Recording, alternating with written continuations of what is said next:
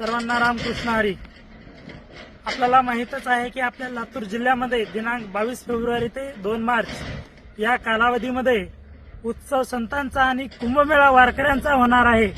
तरी आपण जे काही पाहत आहात हा जो आहे कीर्तन सभा मंडप आणि तो जो तुम्हाला दिसतोय तो किचन म्हणजे स्वयंपाकगृह आणि संतांच्या पादुकाचे ठिकाण आणि तसेच हा पूर्ण स्वच्छता विभाग आणि हा पूर्ण आपला कीर्तनाचा आणि पारायणाचा मंडप असं एक डोळ्याचे अक्षरशः पार न फिटणारा अक्षरशः अश्रू येतील असं सुंदर निवेदन आपले किशोर महाराज यांनी केलेले आहे. तरी त्यांना द्यावे तेवढे धन्यवाद कमीच आहेत.